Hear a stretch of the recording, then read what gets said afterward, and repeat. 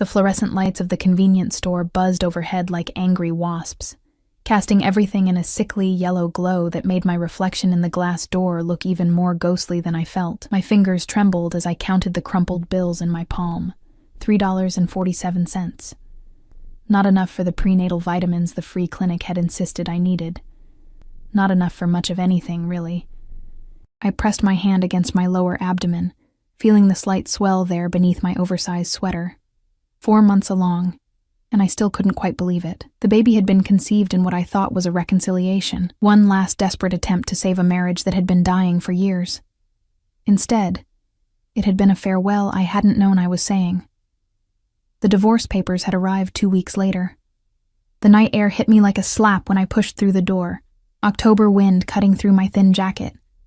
I'd sold the good one, the cashmere coat Dante had bought me for our second anniversary, to pay for last month's rent. Everything from that life was gone now. The penthouse overlooking the city, the car with heated seats, the clothes that cost more than most people's mortgage payments. I didn't miss those things. I missed feeling safe. My footsteps echoed on the cracked sidewalk as I made my way toward the bus stop, passing darkened storefronts with iron grates pulled down like closed eyelids. This neighborhood wasn't dangerous exactly, but it wasn't safe either. It existed in that gray space where people minded their own business, because getting involved meant trouble you couldn't afford. The bus stop was empty, except for an elderly woman clutching her purse. She looked at me with that particular expression I'd grown accustomed to, pity mixed with relief that she wasn't me. Young, pregnant, obviously alone. I was a cautionary tale in human form. I sat on the cold plastic bench and pulled out my phone, the screen cracked in a spiderweb pattern from when I'd dropped it last week. No messages. Not that I expected any. My former friends, Dante's friends really, had evaporated the moment the divorce was finalized. Turned out charity galas and wine tastings didn't leave much room for the ex-wife living in a studio apartment above a laundromat. The dizziness hit, without warning. One moment I was watching a stray cat pick through an overturned garbage can. The next, the world tilted sideways. The streetlights smeared into long streaks of gold and white. My hands gripped the edge of the bench, knuckles white, as my vision tunneled. Not now. Please, not now. I hadn't eaten since yesterday morning, half a bagel I'd found in the break room at the diner where I waitressed. My manager had cut my hours after I'd had to sit down during a shift, dizzy and nauseous. Can't have pregnant girls fainting on customers, he'd said, like my condition was a choice I'd made to inconvenience him. The baby needed food, needed those vitamins I couldn't afford, needed a mother who wasn't failing at the most basic requirement of keeping them both alive. I tried to stand, thinking maybe I could make it to the 24-hour clinic 4 blocks away. But my legs buckled, and suddenly I was on my knees on the dirty concrete, my palms scraping against loose gravel. The elderly woman made a sound.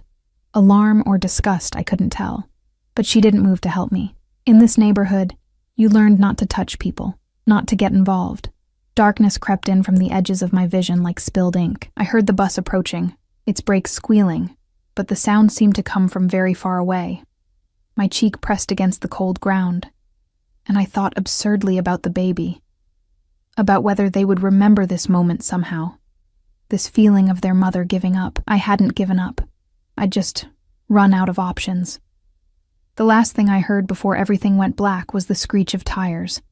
Not the bus, something else, and the slam of a car door, footsteps, quick and purposeful. Then a voice, low and sharp with command, speaking rapidly in Italian. A voice I knew better than my own heartbeat, despite everything. A voice that shouldn't be here, in this neighborhood. At this hour, a voice that had said I want a divorce with such cold finality that I'd signed the papers without reading them. Strong hands lifted me, and I caught a scent that made my chest ache. Expensive cologne mixed with cigarette smoke and something uniquely him. Cedar and danger, the smell of the man I'd loved and lost. Cristo, he breathed. And even through the fog consuming my consciousness, I heard something in his tone I'd never heard before.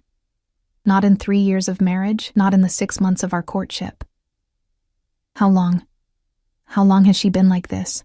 Another voice, younger, anxious. Boss, we should get her to... I know where to take her. Move. I wanted to protest, to push away, to demand what he was doing here, how he'd found me. But my body had betrayed me, shutting down system by system. I felt myself being lifted into a car. Not just any car, but one with leather seats that smelled new, and a suspension so smooth that even in my semi-conscious state, I registered the difference from the rattling bus I'd been waiting for. The door closed with a solid, expensive thunk. An engine purred to life, not the growl of the Maserati he used to drive, but something quieter, more refined. German, probably. Through my fluttering eyelids, I caught glimpses. The back of a driver's head, broad shoulders and a dark suit, Dante beside me, his hand. Warm, calloused, bearing a scar across the knuckles from a fight he'd never explained, resting on my forehead. "Stay with me, tesoro," he murmured, and I must have been hallucinating because he hadn't called me that. Treasure, since before everything fell apart. Stay with me.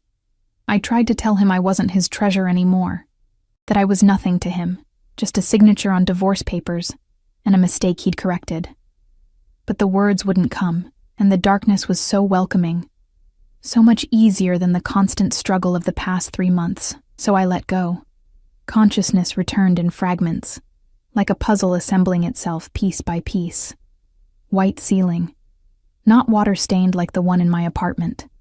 Soft sheets against my skin, Egyptian cotton, high thread count. The steady beep of a monitor, and voices.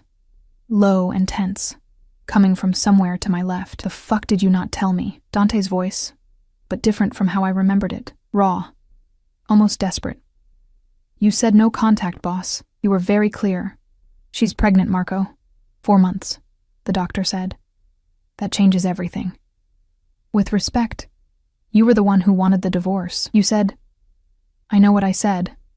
A pause, heavy with things unsaid. "I thought I was protecting her, from my life, from what I do, from..." He didn't finish, but he didn't need to. I knew what he was, what he'd always been, even if he'd tried to keep that world separate from our marriage. Dante Caruso wasn't just a businessman with legitimate restaurants and real estate holdings. He was the youngest Don in the city's history, a man who controlled everything from the docks to the Diamond District, who commanded respect through fear and loyalty in equal measure. I'd known it when I married him. I'd thought love would be enough. It hadn't been. Not for him. "The baby," another voice interjected. Older, rougher. "Sal, Dante's consigliere. Is it yours?" The silence that followed was so profound I could hear my own heartbeat in the monitor's rhythm. "Yes." Dante's voice was flat, certain. "The timeline matches. There was one night, about 4 months ago, before the papers were finalized." I remembered that night, the last time he'd touched me, kissed me like he meant it. I'd thought maybe we had a chance, that the distance between us could be bridged. Instead, he'd left before dawn, and the divorce papers had arrived that afternoon by courier. "Then you have a problem, boss," Sal said slowly. "Because if this gets out, if the other families know you have a pregnant ex-wife living in a slum, vulnerable, unprotected..." "I know." The words were bitten off, sharp as broken glass. "They'll use her. Use the baby. Leverage against you." "I know." I heard footsteps, pacing, then the scrape of a chair being pulled across the floor, closer to my bed. "She looks like she hasn't eaten in days," Dante said quietly. "The doctor said she's malnourished, anemic, working herself to exhaustion." A pause. "This is my fault."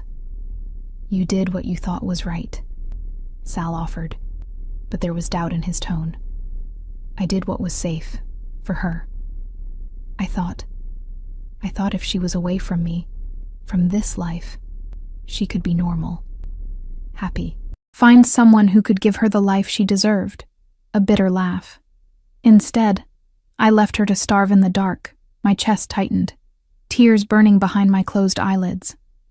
He'd left me because he thought he was protecting me. The realization was a knife between my ribs, sharp and twisting. "What are you going to do?" Marco asked. Another long silence. Then, "What I should have done from the beginning, protect what's mine. She's not yours anymore, boss. The divorce is just paper. Dante's voice dropped to something dangerous, something that made the hair on my arm stand up even in my unconscious state. She's carrying my child. That makes her mine, and anyone who thinks otherwise will learn exactly what happens when you threaten a Caruso. I should have been angry. Should have been furious at the possessive claim, the assumption that I belonged to him like property. But beneath the monitor's steady beep, my heart raced with something that felt dangerously close to hope. "Get me Romano," Dante ordered. "Tell him to bring the prenup files. I need to know exactly what I signed away. And then I fix this. All of it." Footsteps receded. A door opened and closed. Then there was just silence and the sound of breathing. Mine shallow and monitored, his deep and controlled. I felt his hand close over mine, warm and careful, like I was something fragile that might shatter. "I'm sorry, Tesoro," he whispered, so low I almost didn't hear it.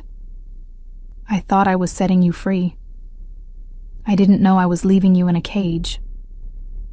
My fingers twitched involuntarily, and his hand tightened. "Dio, you're awake. Don't try to move," the doctor said. I forced my eyes open, squinting against the soft lamplight. The room came into focus slowly. Cream-colored walls, expensive art, a window showing the city skyline lit up like scattered diamonds. Not a hospital. Somewhere private. And beside my bed, Dante. He looked like he'd aged years in the 3 months since I'd last seen him. His black hair was disheveled, like he'd been running his hands through it. His jaw was shadowed with stubble. His white shirt was wrinkled, sleeves rolled up to reveal forearms corded with muscle and marked with scars. But it was his eyes that caught me. Those dark eyes that had once looked at me with such controlled distance, now burning with something fierce and unguarded. Sophia. My name was a prayer, a curse, a confession all at once. I tried to speak, but my throat was dry. He immediately reached for a cup of water on the bedside table, helping me sit up with an arm behind my back, supporting me like I weighed nothing. The water was cool and perfect. I drank half the cup before I could manage words. "How did you find me?" My voice came out raspy, broken. His jaw tightened.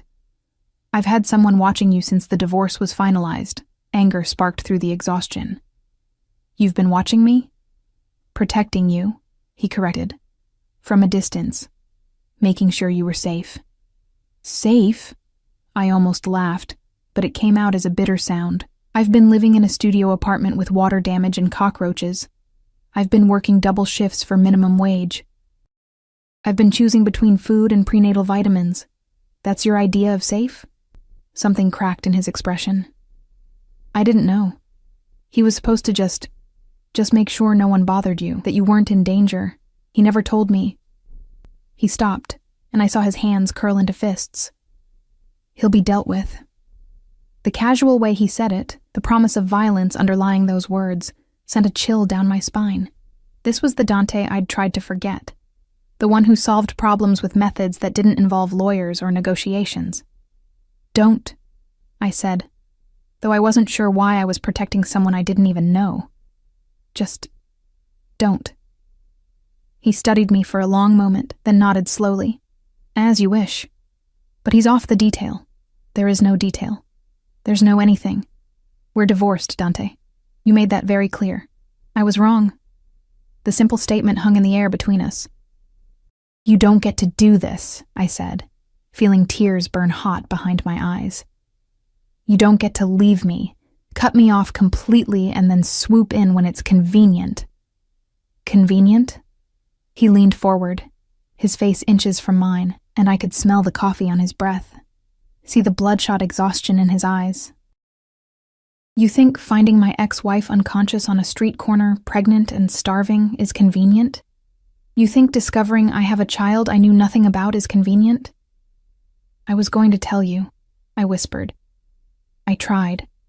I called your office 12 times. I sent emails. I even went to the restaurant, but your security—" "What?" The word was sharp as a gunshot. "They said you'd left instructions. No contact. That if I kept trying, you'd get a restraining order. His face went white, then red. He stood abruptly, turning away, and I saw his shoulders rise and fall with barely controlled breathing. Who? The single word was laced with violence. Who told you that? Does it matter? Who? I don't remember his name. Big guy, scar across his cheek. Cristo. Dante pulled out his phone, thumbs moving rapidly across the screen. Marco, find Tommaso. Bring him to the warehouse. No, I don't care where he is. Find him. He ended the call and turned back to me, his expression carefully controlled again. He exceeded his authority, significantly. I pulled the hospital blanket, because that's what it was, I realized. Hospital grade with monitoring equipment nearby. Higher around my shoulders. Why does it matter now? The divorce is final. I signed everything. I don't want your money, Dante. I never did. The divorce, he said slowly, moving back to the chair beside my bed, was the biggest mistake of my life. And the prenup you signed was written when I was trying to protect my assets, not when I was trying to protect my family. We're not your family anymore. You're carrying my child. That makes you my family, always. The possessiveness in his tone should have made me angry. Instead, it made something deep in my chest ache with longing for what we'd lost. You can't just decide that, I said weakly. Watch me. And in his eyes, I saw the absolute certainty of a man who'd built an empire through will and ruthlessness, who'd never learned to accept defeat. I was too tired to fight. Too tired to push away the warmth of his hand when he took mine again. Too tired to pretend I didn't want exactly what he was offering: protection, safety, a way out of the nightmare my life had become. But I also remembered the loneliness of our marriage, the nights he didn't come home, the smell of gunpowder mixed with his cologne. The carefully blank expression he wore when he thought I wasn't looking, like he was carrying the weight of terrible things. I can't do this again, I whispered. I can't be the wife who doesn't ask questions, who pretends not to notice the blood on your shirts or the bodies in the news. I can't raise a child in that world, Dante. I won't. His thumb traced circles on the back of my hand. Then we'll find a new way, together. But I'm not walking away again, Sophia. I can't. Not from you, and not from our child. Before I could respond, the door opened and a man in a white coat entered, followed by Marco carrying a tablet. Mrs. Caruso, the doctor said, then caught himself. Apologies. Ms. Bennett, how are you feeling? The correction stung more than it should have. Like I was hit by a truck, I admitted. You were severely dehydrated and malnourished. The baby is stable for now, but we need to monitor you both closely over the next 48 hours. I'm recommending bed rest and a carefully managed nutrition plan. Dante stood. She'll have whatever she needs. Spare no expense. The doctor nodded as if this was expected. I'll prepare the discharge paperwork for transfer to your residence. No, I interrupted. I'm not going home with him. 3 pairs of eyes turned to me. Sophia, Dante began. No. I'm not playing house in your penthouse and pretending everything is fine. I'm not... A wave of dizziness cut off my words. Dante was beside me instantly, his hand on my back, steadying me. You're not going back to that apartment, he said firmly. Not negotiable. The doctor said bed rest. You can barely sit up without nearly passing out. Then I'll find somewhere else. Where? The question was gentle but relentless. You have $3 in your wallet. No savings, no family in the city. Where exactly are you going to go that's safe for you and our baby? I hated that he was right. Hated the trap of circumstance that left me no choice but to depend on the man who'd walked away from our marriage without a backward glance. This doesn't mean we're back together, I said, hearing the weakness in my own voice. It means you're safe. Everything else. He paused. Everything else we'll figure out. The doctor cleared his throat. I'll give you two some time to discuss logistics. But Ms. Bennett does need rest, and soon. He left, Marco trailing after him with an apologetic glance in my direction. Silence settled over the room like snow. I was trying to protect you, Dante said finally. From my enemies. From the life. From me. He sat back down, elbows on his knees, head bowed. My father used to say that men like us, men in the life, we don't get happy endings. We don't get white picket fences and normal families. Everything we touch turns to violence eventually. He looked up at me, and his eyes were haunted. I thought if I let you go, you could have the life you deserved, away from the blood and the bullets and the constant threat. You didn't give me a choice, I said. You just decided what was best for me and left. I know. And I was wrong, because all I did was leave you vulnerable to different threats, poverty, hunger, the danger of being alone and unprotected. His hands clenched. When Marco called tonight, when he said he'd found you unconscious, I've never been more terrified in my life. Not in all the years of war and violence. Nothing compared to that moment. I wanted to stay angry, wanted to hold on to the hurt of abandonment. But seeing him like this, raw and honest in a way he'd never been during our marriage, made it impossible. What do you want, Dante? I asked tiredly. He met my eyes. I want you safe. I want our baby healthy. He trailed off, then seemed to steel himself. I want a second chance, not as the man who tried to keep you separate from his world, but as the man who brings you into it fully. No more secrets. No more protection through distance. Real partnership.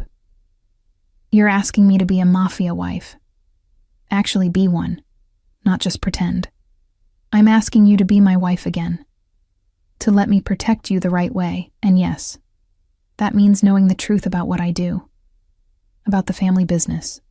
About the darkness I carry, he leaned forward. But it also means never being vulnerable like this again, never worrying about money or safety, or whether you can afford prenatal vitamins. It means a life of luxury, yes, but also constant protection, security, power. And violence, I added. Don't forget the violence. I've never lied to you about what I am, Sophia. I just tried to keep you from seeing it up close. His voice dropped. But you're right. There is violence. There will always be violence. And if you come back to me, if you let me back into your life, you'll be part of that world. You'll know things that will keep you up at night. You'll understand why I come home with blood on my hands. I should have said no. Should have refused. Should have chosen the uncertainty of freedom over the gilded cage of his protection. But I was so tired. And the baby was a weight in my belly that deserved better than a roach-infested studio and a mother who couldn't afford food. 48 hours, I said. I'll stay until the doctor clears me. Then we'll talk about what comes next. Something flickered in his eyes. Relief, maybe, or hope, but he just nodded. 48 hours. And Sophia? Yes? Thank you for giving me this chance. I won't waste it. As he stood and moved toward the door, probably to arrange my transfer to whatever secure location he had planned, I pressed my hand to my stomach and wondered if I was making the best decision of my life, or the worst. The baby fluttered, the first real movement I'd felt, and I took it as an answer, even if I wasn't sure what the question was. The penthouse was exactly as I remembered it, and that was somehow worse than if it had changed. I stood in the center of the living room, wrapped in one of Dante's shirts, and a pair of soft cotton pants the doctor had approved, and felt like a ghost haunting her own past. The floor-to-ceiling windows still offered the same breathtaking view of the city, a glittering sprawl of lights that made everything below seem small and inconsequential. The furniture was the same, sleek Italian leather, chrome and glass, everything expensive and carefully chosen. Even the art on the walls hadn't changed. Abstract pieces that cost more than most people earned in a year. What had changed was me. 3 months ago, I'd walked out of here with a single suitcase and what remained of my dignity. I'd left behind the designer clothes, the jewelry, everything that marked me as Dante Caruso's wife. I'd wanted nothing from him except my freedom. Now I was back, pregnant with his child, and freedom felt like a luxury I could no longer afford. "Your room is ready," Dante said from behind me, and I turned to find him standing in the doorway, hands in his pockets. He'd changed into fresh clothes, black slacks and a charcoal sweater that made his dark eyes even more intense. "I had them prepare the guest suite. I thought you'd be more comfortable with your own space." The guest suite, not the master bedroom we'd shared. The consideration should have made me grateful, but instead, it highlighted the strangeness of our situation. Not married, not divorced emotionally, not quite strangers, existing in some liminal space that had no name. "Thank you," I said, my voice sounding foreign in the familiar space. He moved into the room, maintaining a careful distance that felt deliberate. "The doctor will be here tomorrow morning to check on you. I've arranged for a nutritionist to develop meal plans, and there's a physical therapist on call if you need—" "Dante." I cut him off gently. "You don't have to manage me like a project." His jaw tightened. "I'm trying to take care of you." "I know, but I'm not one of your business acquisitions. You can't just throw money and resources at me and expect everything to be fixed." "Then tell me what you need." He took a step closer, frustration bleeding through his controlled exterior. "Tell me how to do this right, because I'm flying blind here, Sophia. I've negotiated treaties with other families. I've expanded the business into 6 new territories. I've survived 3 assassination attempts. But figuring out how to be what you need, I have no fucking idea where to start." The raw honesty in his voice cracked something in my chest. This was the Dante I'd fallen in love with. The one who existed beneath the cold dawn exterior. The man who was capable of vulnerability when he chose to show it. "I need honesty," I said quietly. "No more secrets. No more protection through ignorance. If I'm going to be here, if I'm going to raise a child in this world, I need to know what I'm dealing with." He studied me for a long moment, then nodded slowly. "Okay. What do you want to know?" "Everything. Start with why you really divorced me." He moved to the window, staring out at the city like it held answers. When he spoke, his voice was low and measured. 6 months before the divorce, there was a threat. Not against me, against you. One of the Russo family's enforcers got picked up by the feds, and he was looking to make a deal. Part of his information included detailed plans to kidnap you. Use you as leverage against me. Ice slid down my spine. I never knew. That was the point. I handled it, quietly, but it made me realize how exposed you were. How being my wife painted a target on your back. He turned to face me. Then the Irish syndicate started making noise about moving into our territory. They sent a message, a photo of you at the farmer's market buying flowers, just to show they could get close whenever they wanted. My hand instinctively went to my stomach. When was this? 2 weeks before I filed for divorce. His expression was carved from stone. I knew a war was coming, the kind where they don't play by the old rules, where they don't respect boundaries, and I knew that as long as you wore my ring, you were a weapon anyone could use against me. "So you threw me away to protect me." The bitterness in my voice surprised me. "I set you free," he corrected, "or I tried to. I gave you enough in the settlement to live comfortably, set up monthly payments." "What monthly payments?" I interrupted. "Dante, I never received anything. The settlement was a single payment of $50,000. I used it for the apartment deposit and living expenses. It ran out 6 weeks ago." His face went very still, the kind of stillness that preceded violence. "What did you just say?" $50,000. It's what the lawyers said was in the prenup. A one-time settlement in case of divorce. The prenup I signed left you with $3 million in liquid assets and a monthly allowance of $20,000 for life. His voice was soft, deadly. "Someone's been stealing from you. From my child." He pulled out his phone, but I grabbed his wrist. "Wait. Just wait. Deal with it later. Right now, I need to understand. If you were trying to protect me, why didn't you just tell me? Why make me think you didn't want me anymore?" He set the phone down, and when he looked at me, his eyes were haunted, because if you knew the truth, you would have stayed. You would have insisted on standing by my side, facing the danger together, and I couldn't risk that. I couldn't risk you. That wasn't your choice to make, I know. I know that now. He moved closer, close enough that I could smell his cologne, see the faint scar above his left eyebrow from a fight when he was 16. But then, all I could think about was my mother. I knew the story. Everyone in the family did. Dante's mother had been killed when he was 12, caught in the crossfire of a hit meant for his father. It had shaped everything he became, every decision he made. I swore I would never let that happen to someone I loved, he continued. Never put someone in that position. So when the threats started coming, when I realized the war would make you a primary target, I made a choice. I chose your life over our marriage. And now? I asked. The threats are still there. The danger hasn't changed, so what's different? You're pregnant. You're vulnerable. You've already been hurt by my attempts to protect you from a distance. His hand came up, hovering near my face but not quite touching. And I realized that the only way to truly keep you safe is to bring you into the fortress, not leave you outside it. Alone, you're an easy target. Under my protection, surrounded by my security, you're untouchable. Like a possession, I said, but without heat. Like family. He finally made contact, his palm cupping my cheek with heartbreaking gentleness, like the most important thing in my world. And I protect what's mine, Sophia. With everything I have. I should have pulled away. Should have maintained the distance that made sense given our situation, but I was exhausted and overwhelmed, and his touch felt like coming home after a long, terrible journey. I'm scared, I admitted in a whisper. Of me? Of this? Of wanting this? Of letting myself believe we could make it work this time when it fell apart so badly before. His thumb traced my cheekbone. We didn't fall apart.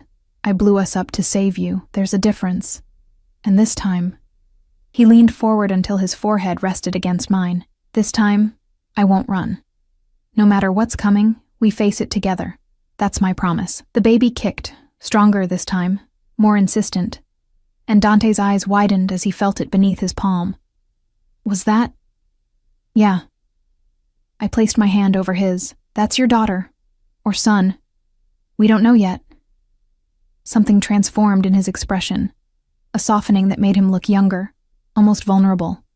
Our baby, I confirmed. He sank to his knees in front of me, his hands gentle on my hips as he pressed his ear to my stomach. I stood frozen, my fingers unconsciously moving to his hair as he listened to the life we'd created together. I'm sorry, he murmured against my skin. I'm sorry I wasn't there. I'm sorry you went through this alone. I'm sorry for all of it. Tears burned my eyes. Dante, I'm going to fix this. Everything that went wrong, everyone who failed you, everyone who kept us apart, I'm going to fix all of it. He looked up at me, and his eyes were bright with unshed tears. And I'm going to be the father this baby deserves, the husband you deserved all along. I swear it. I believed him. God help me. I believed every word. The next morning, I woke to sunlight streaming through unfamiliar windows and the smell of fresh coffee. For a moment, I forgot where I was, my hand reaching across the bed for a warmth that wasn't there. Then memory returned in a rush. The penthouse, Dante. The conversation that had left my emotions in tatters. I'd slept in the guest suite, as promised, in a bed so soft it felt like floating on clouds. Someone had unpacked my meager belongings, the few clothes I'd brought from my apartment, some toiletries, and arranged them in the walk-in closet that was bigger than my entire former living space. The bathroom was a study in marble and chrome, with a shower that had 6 different settings and a tub deep enough to swim in. I indulged in a long, hot shower, letting the water pressure work out knots in my shoulders I'd been carrying for months. When I emerged, wrapped in a plush robe I'd found hanging on the door, I discovered breakfast waiting in my room. Fresh fruit, whole grain toast, yogurt with granola, and a note in Dante's precise handwriting.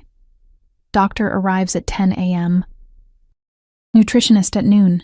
Rest as much as you need. I'm in the office if you require anything. D formal. Careful. Maintaining the boundaries I'd said I needed. I ate slowly, savoring each bite. Real strawberries, not the mushy ones from the discount grocery store. Toast from actual bakery bread. Orange juice that tasted like sunshine.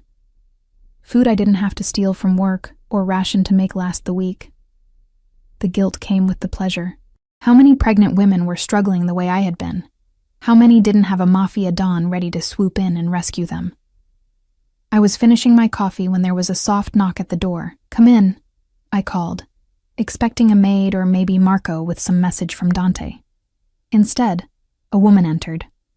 Mid-50s, elegant in a tailored navy suit, with silver-streaked dark hair pulled back in a sophisticated bun.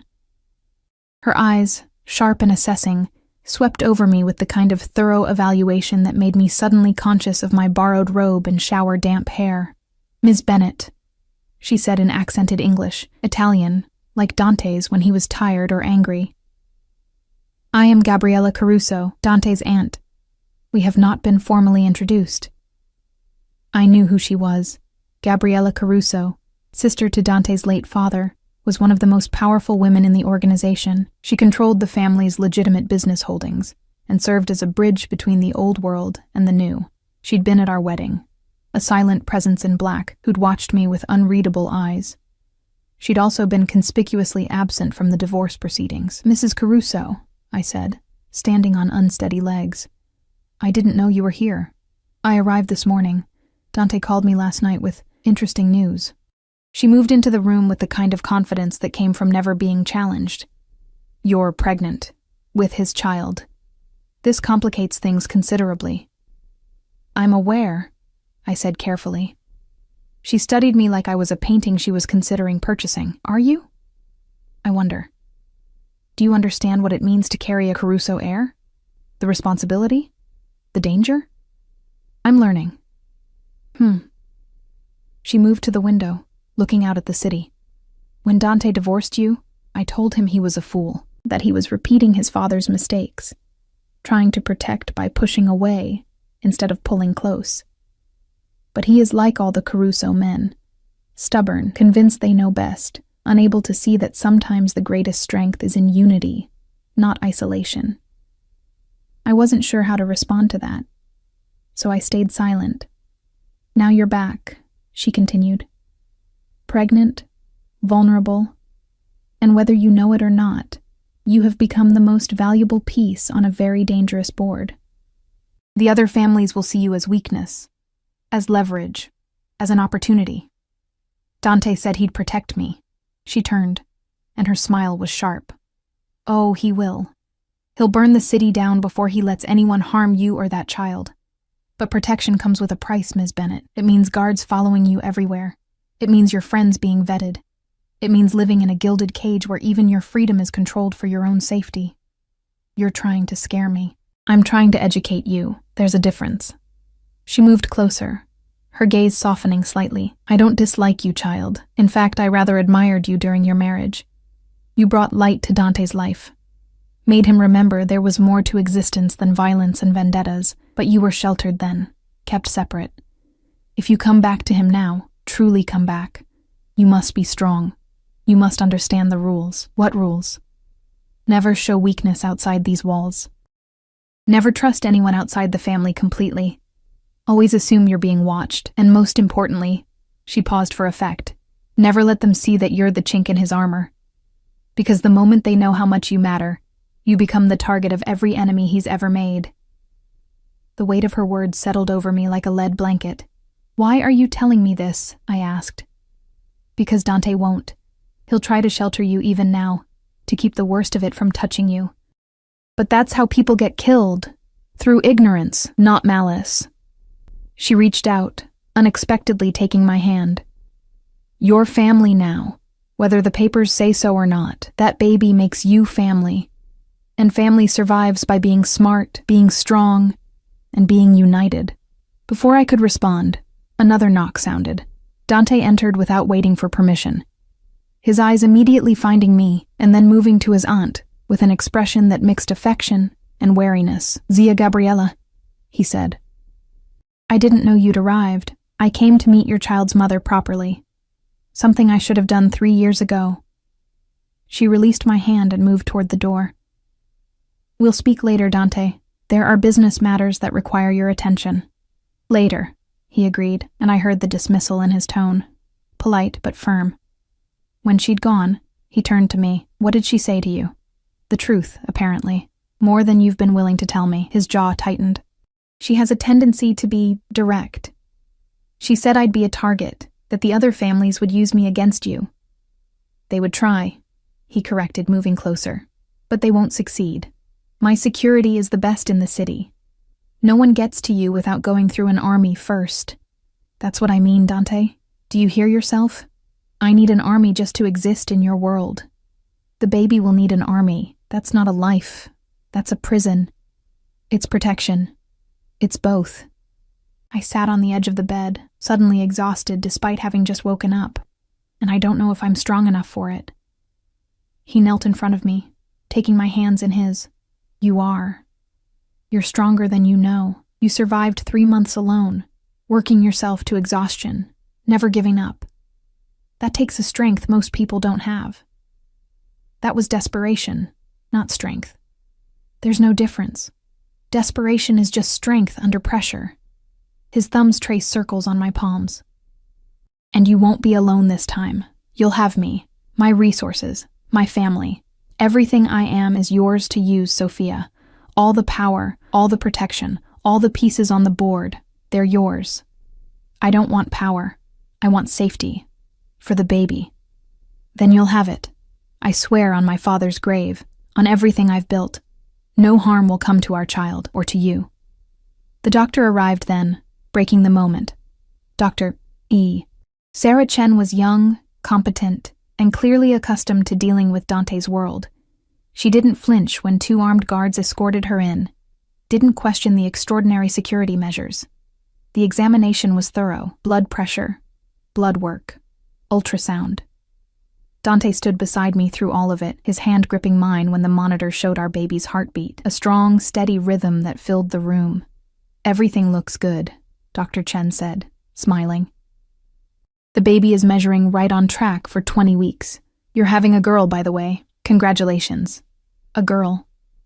I looked at Dante and saw something I'd never seen before, tears streaming unchecked down his face as he stared at the ultrasound image. A daughter, he whispered. We're having a daughter. Dr. Chen discreetly left us alone, closing the door behind her. Dante sank into the chair beside the bed, still holding the ultrasound photo like it was made of spun glass. My father always said daughters were the greatest blessing and the greatest curse, he said softly. A blessing because they show you what unconditional love really means. A curse because you spend every day terrified that the world will hurt them. She'll have you to protect her, I said. She'll have us. He looked up at me. Both of us. Together.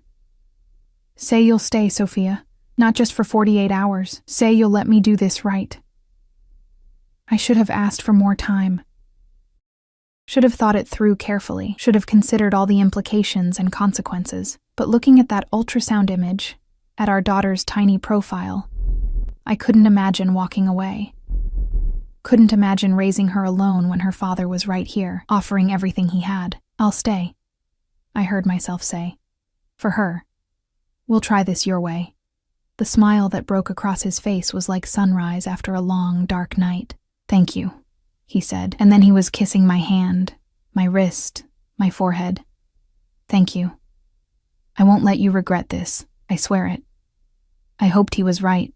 But a small voice in the back of my mind whispered that some promises were impossible to keep, no matter how much power you had.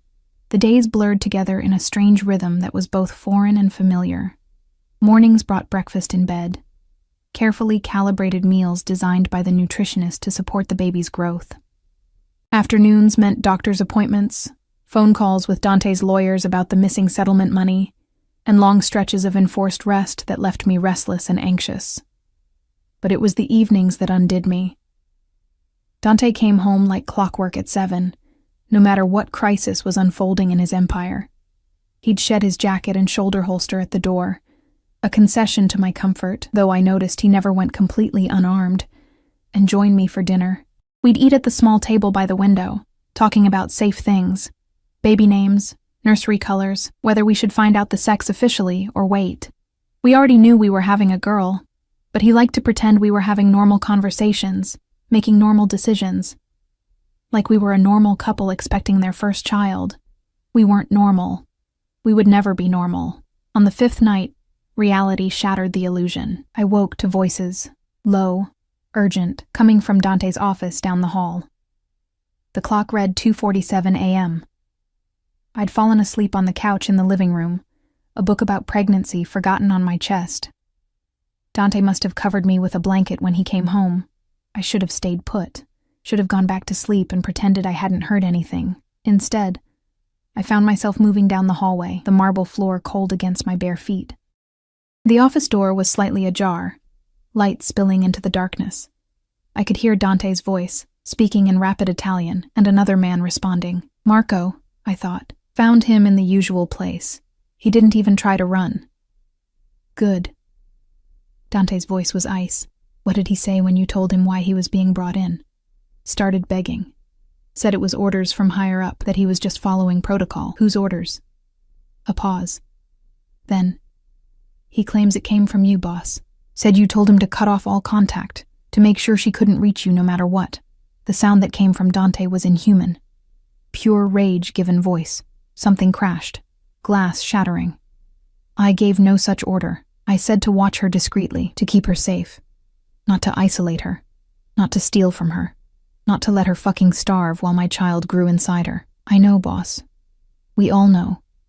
But Tommaso says, I don't care what Tommaso says. He's a liar and a thief, and he put my family at risk. There's only one response to that. My hand went to my mouth, stifling a gasp. I knew what one response meant in Dante's world. I'd always known, even when I'd been sheltered from it. When? Marco asked quietly. Now, tonight. I want him gone before sunrise, and I want it messy. Send a message to anyone else who thinks they can disobey me when it comes to my family. Consider it done. And the money he skimmed? Recovered and transferred to Sophia's account. 3 million plus interest. It's done. Footsteps approached the door, and I barely had time to press myself against the wall before Marco emerged, his face grim. He saw me, froze for a half second, then gave me a respectful nod and continued down the hallway. I should have run. Should have returned to my room and buried myself under the covers. Instead, I stepped into the doorway. Dante stood with his back to me, hands braced on his desk, shoulders rigid. His shirt was disheveled, sleeves rolled up, and in the lamplight I could see fresh blood on his knuckles. The room smelled like whiskey and violence. How much did you hear? He asked without turning around. Enough. He straightened slowly, reaching for a glass of amber liquid on the desk. He drained it in one swallow before facing me. In the harsh light, he looked older, harder. This was Don Caruso, not the man who'd held my hand during ultrasounds. You should be sleeping, he said. You're going to kill him. It wasn't a question. Yes. The blunt admission hung between us. Because he stole money? Because he endangered you and our daughter? Because he disobeyed direct orders? Because he lied to you, made you think I didn't want you to contact me, let you struggle alone? His eyes were black in the dim light, fathomless. Because he touched what's mine, and in my world, that has consequences. I wrapped my arms around myself, suddenly cold despite the blanket I'd brought with me. This is what you meant, isn't it? When you said bringing me into your world meant knowing the truth, this is the truth. You kill people. When necessary, yes, and you decide what's necessary. That's what being Don means. He moved toward me slowly, like approaching a spooked animal. I told you there would be violence, Sophia. I told you this life was dark. Did you think I meant metaphorically? I don't know what I thought. My voice cracked. Maybe I thought, I don't know, that it would be abstract, distant. Not someone being executed because he failed to do his job properly. He didn't fail to do his job. He actively worked against my interests. He stole from my family. And worse, he isolated you when you needed help most. Dante stopped a few feet away, giving me space. If I let that go unpunished, it sends a message that my family can be hurt without consequence. Every enemy I have would take that as invitation. So you kill him to send a message. I kill him because he earned it. The message is just a bonus. I sank into the chair by the door, my legs suddenly unable to hold me. I knew. Intellectually, I knew what you were. But knowing and seeing are different things. He knelt in front of me, careful not to touch. Do you want to leave? I'll understand if you do. I'll make sure you're provided for, protected. The baby will never want for anything. But I won't force you to stay in a world that terrifies you. I looked at him. Really looked at him. Blood on his knuckles from hitting something or someone. eyes hard with the weight of command, jaw set with the certainty of a man who'd made peace with violence long ago. This was who he was, who he'd always been, and despite everything, despite the horror of what I'd just learned, I didn't want to leave. "I'm scared," I admitted. "You should be. Fear keeps you alert, keeps you safe. I'm scared of you, of what you're capable of." Something flickered in his expression. Pain, maybe, or regret. "I would never hurt you. Never. You and our daughter are sacred to me, Sophia. Everything I do, every order I give, every decision I make, it's all to protect what we're building. By killing people, by eliminating threats, there's a difference. Is there?" I leaned forward, searching his face. "Help me understand, because I want to stay. God help me. I want to believe we can make this work, but I need to understand how you reconcile it. How you can be the man who cries at ultrasounds and the man who orders executions in the same night." He sat back on his heels, considering. When he spoke, his voice was measured, thoughtful. "My father used to say there are two types of men in this world, sheep and wolves. Sheep live hoping the wolves will leave them alone. Wolves survive by being stronger, faster, more ruthless than anything that threatens their pack." He paused. "I'm a wolf, Sophia. I always have been. But being a wolf doesn't mean being mindless or cruel. It means protecting what's yours by any means necessary. It means understanding that sometimes violence is the only language your enemies understand. And Tommaso was an enemy? Tommaso betrayed the family, betrayed you. In my world, there's no greater sin." I thought about the months of hunger, the fear, the loneliness, about standing in that convenience store counting crumpled bills and wondering how I'd feed my baby, about the crushing weight of abandonment I'd felt, thinking Dante had cut me off so completely I couldn't even beg for help. Tommaso had done that, had kept me in poverty and fear while stealing the money meant to support us. "I don't know if I can condone it," I said slowly. "The killing, the violence. But I understand it. Or I'm trying to. That's all I ask. Understanding. Not approval." He finally reached out, his clean hand cupping my face. "I'll never ask you to become someone you're not. Never ask you to pull a trigger or give the orders. But I need you to trust that when I do these things, it's not from cruelty or ego. It's from necessity, from the responsibility of keeping our family safe. Our family." The words settled around us like a promise and a prophecy. "What happens now?" I asked. "After Tommaso? Now we move forward. I have the lawyers working on annulling the divorce. Turns out fraud in the settlement agreement gives us grounds. We'll remarry quietly, quickly. I want my ring back on your finger before you start showing significantly." "Remarry." I tested the word. "You're sure?" "I've never been more sure of anything." His thumb traced my cheekbone. "You're mine, Sophia. You've always been mine. The divorce was just a piece of paper I used to lie to myself, to pretend I could keep you safe by keeping you away. But I can't. The only way forward is together." I should have protested, should have insisted on more time, more certainty. But sitting there in his office, surrounded by the trappings of his violent world, I felt strangely safe, like I'd finally stopped fighting against the current and accepted where it was taking me. "Okay," I whispered. "We'll do it your way." His smile was fierce, possessive. "Our way. We do it our way now. Partners." He kissed me then, gentle and reverent, like I was something precious he'd thought he'd lost forever. I kissed him back, tasting whiskey and desperation, feeling the careful control he maintained even now. When we broke apart, he rested his forehead against mine. "Go back to bed," he murmured. "I have things to finish here, but I'll join you soon." "In the guest room?" "Wherever you want me." I stood, his hand sliding from my face. At the door, I paused and looked back. He'd returned to his desk, picking up his phone, already moving to the next crisis. "Dante?" He looked up. "Don't lie to me. Ever. Even if you think it's to protect me. I can handle the truth. I can't handle deception." Something shifted in his expression. Respect, maybe, or relief. "Deal. No more lies. No more protection through ignorance." "Good." I left him there and returned to the guest room, but I didn't sleep. Instead, I lay awake listening to the city sounds drifting through the windows, wondering what kind of life I was building for our daughter, wondering if love was enough to balance the darkness. 3 days later, I wore Dante's ring again. The ceremony was nothing like our first wedding. No cathedral, no 100 guests, no white dress that cost more than a car. Just a judge in Dante's study, witnessed by Marco and Gabriella, with me in a simple cream dress that accommodated my growing belly. But when Dante slid the platinum band back onto my finger when he promised to love and protect me until death, when he kissed me like I was air and he'd been drowning, it felt more real than any grand ceremony could have. Mrs. Caruso, he murmured against my lips, and this time the name fit like it was made for me. The celebration dinner was small, just family. Gabriella toasted us in Italian, her eyes suspiciously bright. Marco raised his glass with a genuine smile, and Dante kept his hand on my thigh throughout the meal, a constant reminder of possession and protection intertwined.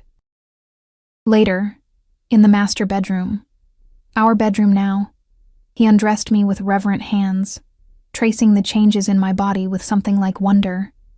"You're beautiful," he said, his palm flat against my rounded stomach. "More beautiful than I remembered. I'm getting fat. You're growing our daughter. There's nothing more beautiful than that." He made love to me like I might break, gentle and careful and maddeningly slow. I'd forgotten what it was like to be touched with intention, with desire that wasn't rushed or guilty. His hands mapped every curve, every sensitive spot, relearning my body the way a man studies sacred text. When I came apart beneath him, gasping his name, he swallowed the sound with a kiss that tasted like possession and promise. Afterwards, we lay tangled together, his hand never leaving my stomach. "I felt her move," he said with wonder. "Just now." She kicked. "She's been active lately. The doctor says it's a good sign. She's strong. Like her mother." I turned in his arms to face him. "What kind of life are we giving her, Dante? Honestly." He was quiet for a moment, his fingers tracing idle patterns on my shoulder. "A complicated one. A privileged one. A dangerous one." He met my eyes. "But also one filled with family, with protection, with the knowledge that she's valued beyond measure. She'll never wonder if she's wanted. She'll never question whether she's loved, and she'll grow up understanding that power comes with responsibility. That strength must be tempered with wisdom. And the violence? She'll be sheltered from it as much as possible. But when she's old enough, she'll understand the truth about our world, about what it takes to survive in it. I won't lie to her, just like I won't lie to you anymore. What if she wants a different life? What if she wants nothing to do with the family business? Then we support her. Give her the education, the resources to pursue whatever path she chooses. The family is a legacy, not a prison." He paused. "Though I hope she'll understand the responsibility that comes with the name, the people who depend on us, the community we protect." "Community? You're a crime boss, Dante. You're not running a charity." He smiled slightly. "Aren't I? I employ 300 people directly, support 5 times that many through various businesses. I keep the neighborhood safe. My people don't tolerate the kind of violence that plagues other areas. I settle disputes fairly. I protect the vulnerable from predators worse than me." His expression grew serious. "I'm not a saint, Sophia, but I'm not a monster either. I exist in the gray spaces between, doing what needs to be done to maintain order in a world that would be chaos without structure." I wanted to argue, to point out the logical fallacies in his reasoning. But I was too tired, too comfortable in his arms, too seduced by the warmth and safety I felt. "I love you," I said instead. "Even though I probably shouldn't, even though you scare me sometimes. I love you." His arms tightened around me. "I love you more than I have words for. You and our daughter. You're the only purely good things in my life. Everything else is compromise and calculation. But you too? Your grace I don't deserve. Then deserve us. Be the man you are with me all the time, not just in private." "I'll try. I can't promise to be soft. That's not who I am. But I can promise to be fair, to be just, to use the power I have to protect rather than just to punish." It was the best promise I could hope for from a man like him. We fell asleep like that, wrapped around each other, his hand protective over our daughter, even in unconsciousness. The next morning, I woke to an empty bed and the smell of coffee. A note on Dante's pillow read, "Emergency meeting. Back by noon. Guards are outside if you need anything." I stretched, feeling the pleasant ache of well-used muscles, and smiled despite myself. Whatever complicated, dangerous life we were building, at least we were building it together. The smile faded when I padded into the kitchen and found Gabriella sitting at the island, reading a newspaper and sipping espresso. "Good morning, nipote," she said, using the Italian word for niece. "Sleep well?" I did, thank you. I poured myself decaf coffee, another pregnancy sacrifice, and joined her at the island. "Is everything all right?" Dante mentioned an emergency meeting. "The Moretti family is making noise about territory disputes, nothing that concerns you directly." She folded the newspaper and studied me over her cup. "You look different. Happier." "I am. I think. It's complicated. Love always is. Especially in this family." She set down her cup. "I wanted to speak with you about something important. About your role now that you're Dante's wife again." Tension crept up my spine. "What about it?" "You understand that being married to the Don makes you a target, yes? But it also makes you powerful in your own right. The wives of our family have always held a special position, not involved in the violent aspects of the business, but essential to its social and political structure. I'm not sure I understand. Charity work, social events, building relationships with the wives of politicians, judges, business leaders. You'll be the face of the Caruso family's legitimate interests, the bridge between our world and theirs." She leaned forward. "And you'll be my protégé. I've been handling these responsibilities alone since Dante's mother died. It's time to pass them on." The weight of expectation settled over me like a heavy coat. "That's a lot of responsibility. You're capable of it. I've watched you these past days. You're stronger than you look, smarter than you pretend. You'll learn quickly. And if I don't want to, if I just want to focus on being a mother?" Gabriella's laugh was sharp. "There is no just being a mother in this family, child. Your daughter will be a Caruso. She'll need to understand her place in this world, and you'll need to teach her. That means understanding it yourself first." Before I could respond, my phone buzzed. A text from an unknown number. "Congratulations on the wedding. Pity about the groom's enemies. Would be terrible if something happened before the baby arrives." My blood turned to ice. Gabriella noticed my expression immediately. "What is it?" I showed her the phone with shaking hands. She read it, her face hardening into something carved from marble. "Marco!" she called, and he appeared in the doorway so quickly he must have been listening. "Get Dante, now, and trace this number." "What's happening?" I asked, fear making my voice thin. "Someone's threatening you, testing our defenses." She took my hand, her grip firm and steadying. "This is what I warned you about. This is the reality of being a Caruso. You are now a weapon anyone can try to use against Dante."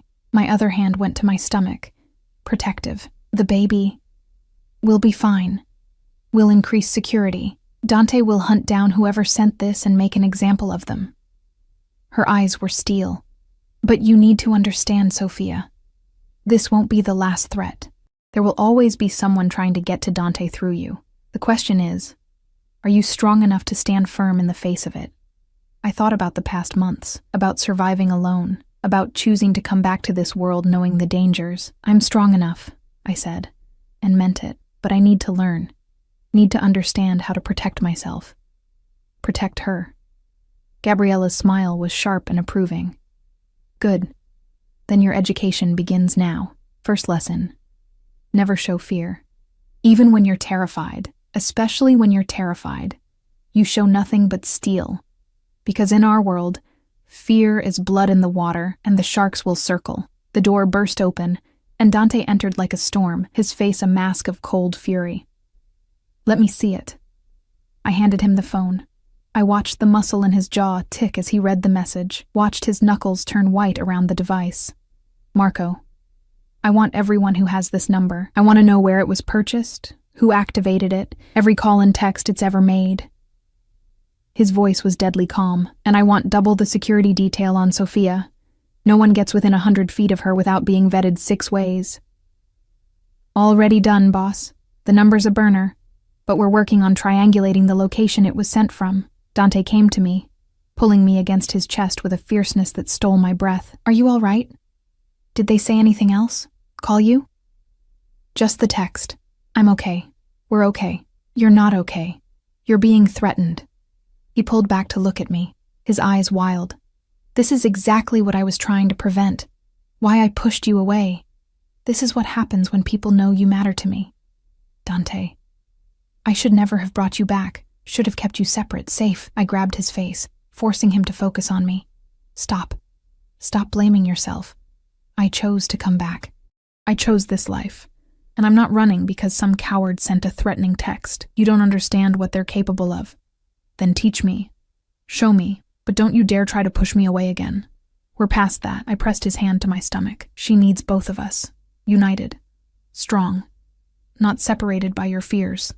Something in him cracked, and he crushed me against him again, his face buried in my hair. "If anything happened to you, if they touched you or our daughter." "They won't. Because you'll stop them.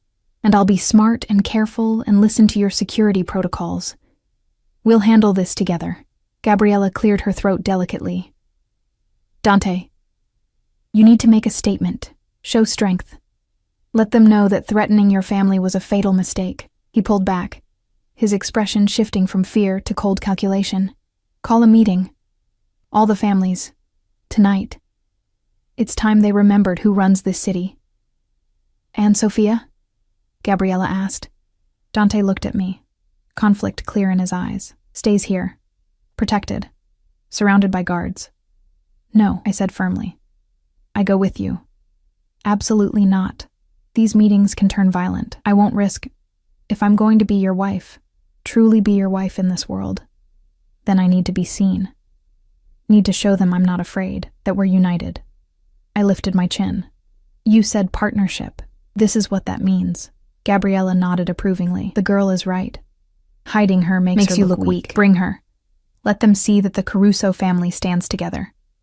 Dante looked between us, outnumbered and clearly unhappy about it. But finally, he nodded. "Fine. But you stay by my side. You don't speak unless I indicate it's safe. And at the first sign of danger, Marco gets you out. Non-negotiable. Deal."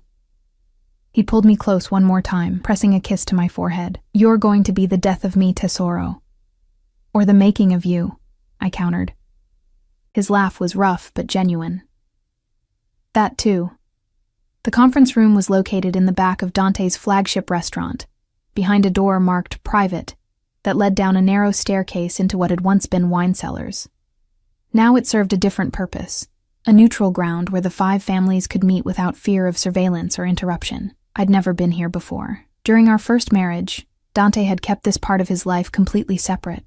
Now, I descended those stairs on his arm, wearing a black dress that Gabriella had insisted upon, elegant, expensive, fitted to accommodate my belly, but sophisticated enough to command respect. My hair was pulled back in a sleek twist. Diamond earrings, a wedding gift from Dante, caught the dim light. I looked like what I was, a woman of power and privilege.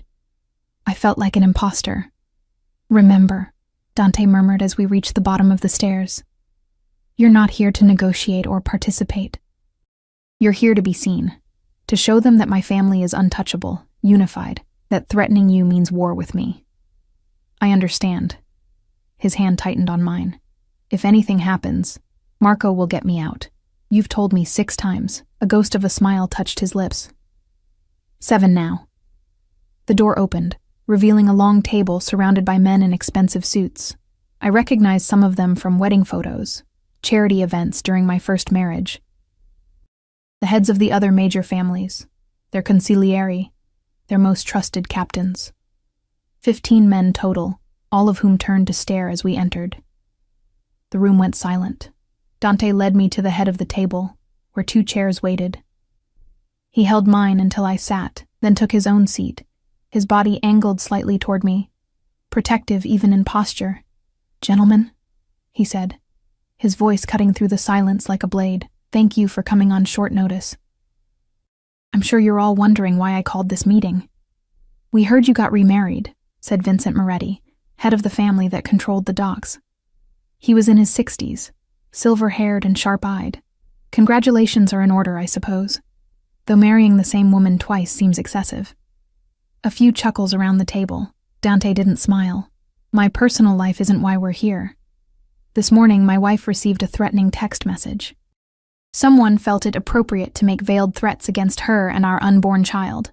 The atmosphere shifted immediately. Several men shifted in their seats. Others exchanged glances. That's unfortunate, said Anthony Russo, younger than the others, ambitious.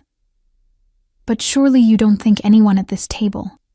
I think, Dante interrupted, his voice dropping to something deadly, that someone in this room either sent that message or knows who did.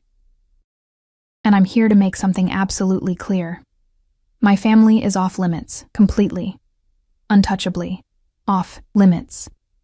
We've always respected those boundaries, Vincent said carefully. You know that, Dante. We don't target families. We're not animals. Then explain this.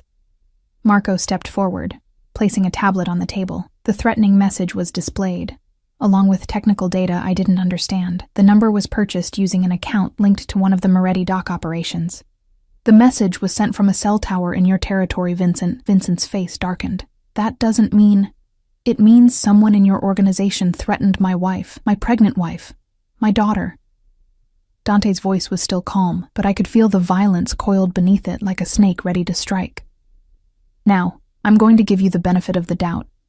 I'm going to assume this wasn't sanctioned by you, that someone acted independently, stupidly.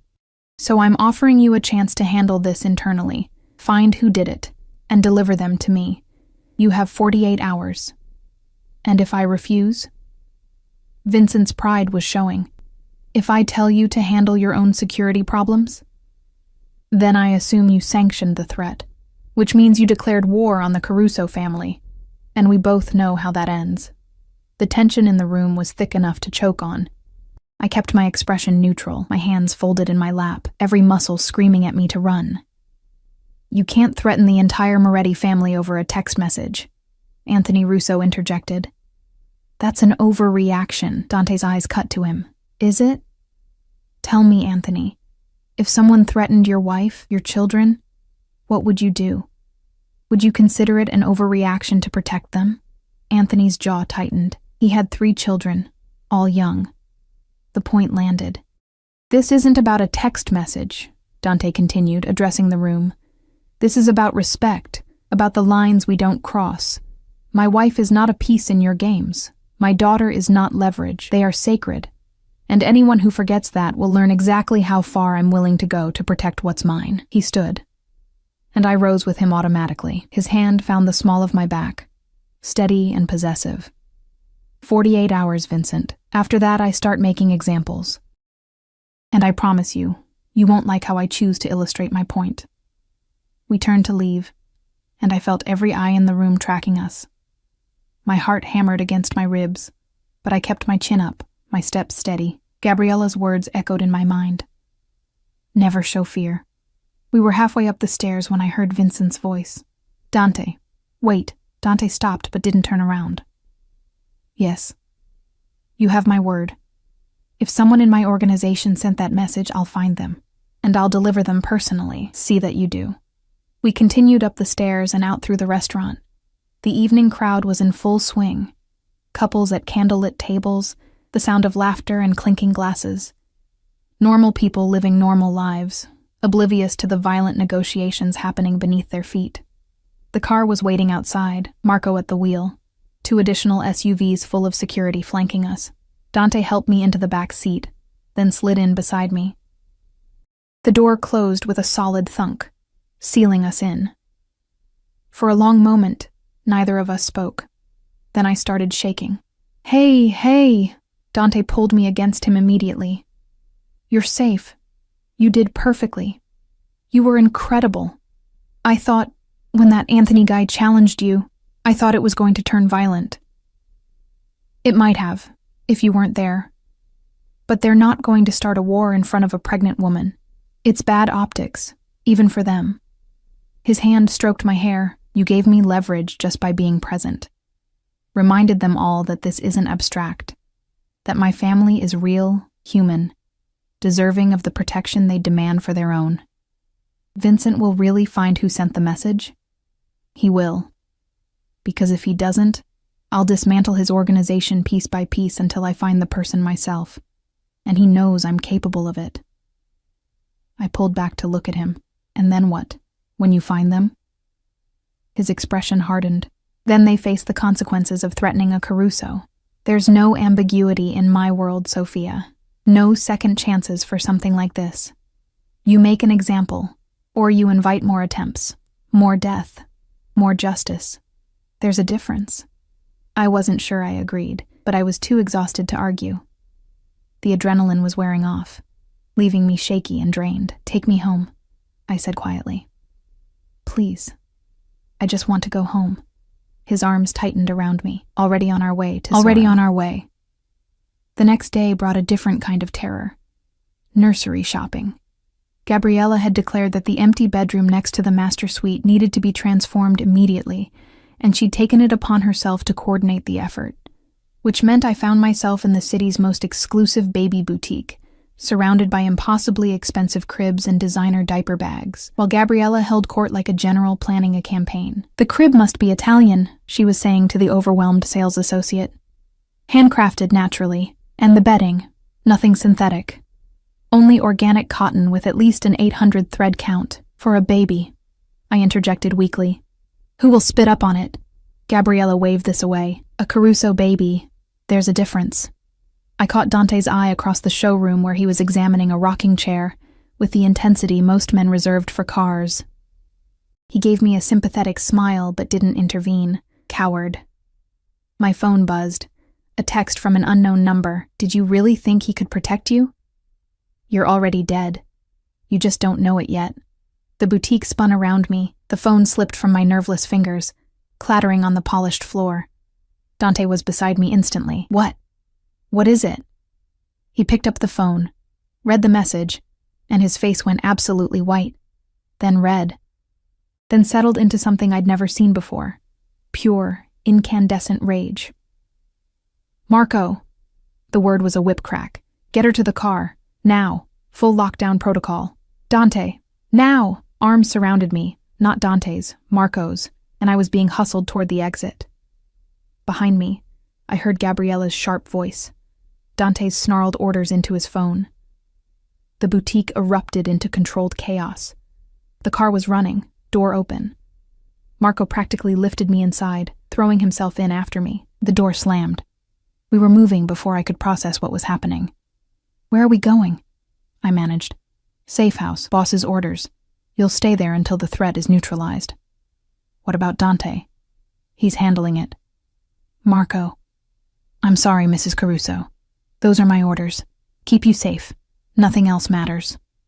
The drive took 40 minutes, winding through the city and into the suburbs. The safe house turned out to be a sprawling estate behind high walls, complete with guard towers and enough security to rival a military installation. Inside, it was surprisingly comfortable. Modern furniture, warm colors, nothing like the sterile safe houses from movies. But it was still a prison, and I was still a prisoner, no matter how gilded the cage. Hours passed. I tried calling Dante, but his phone went straight to voicemail. Same with Gabriella. Marco wouldn't tell me anything beyond "it's being handled." I paced the living room, my hand on my stomach, feeling our daughter move restlessly.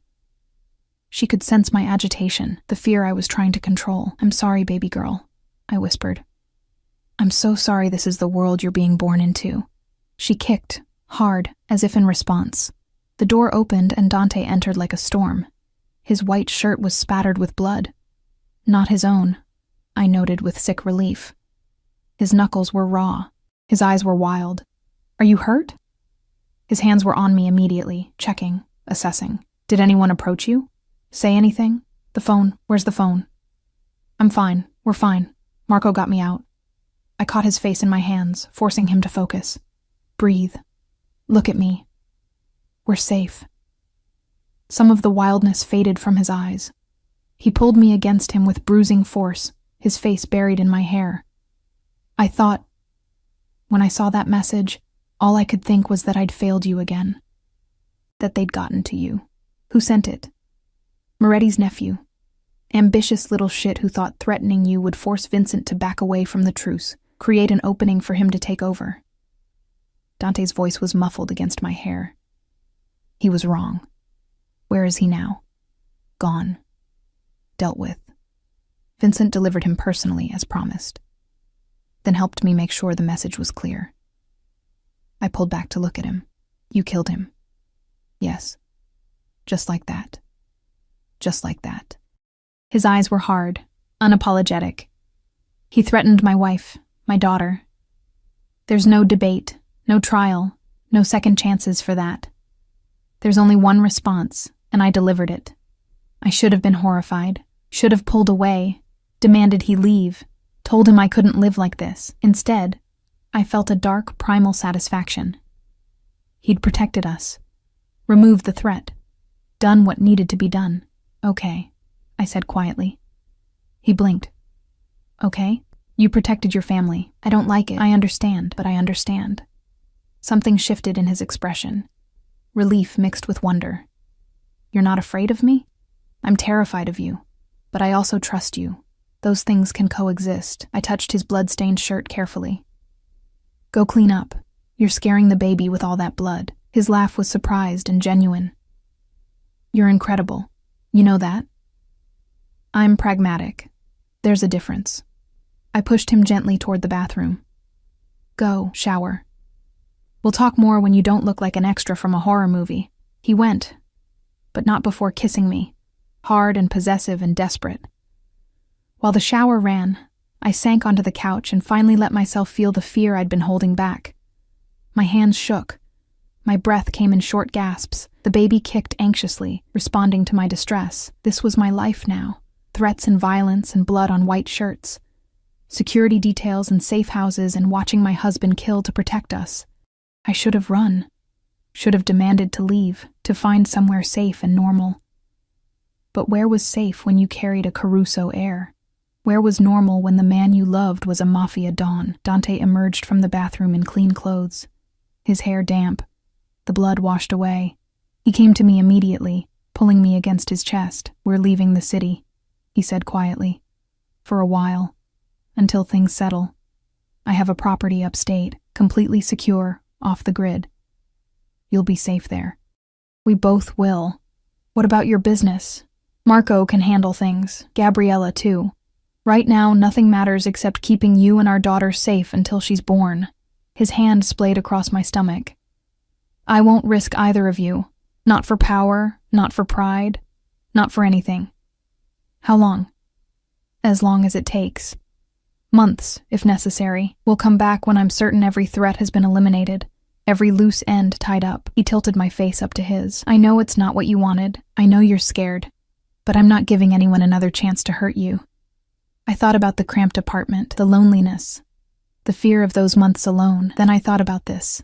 Being surrounded by guards, living in hiding, but safe and protected and with Dante by my side. Okay, I said again. We'll go. But Dante? Yes? When we come back, I want this threat eliminated. Permanently. I want to be able to raise our daughter without fear, without constantly looking over our shoulder. Can you promise me that? His eyes were dark with determination. I promise. By the time we return, anyone who even thinks about threatening the Caruso family will remember what happened to those who tried.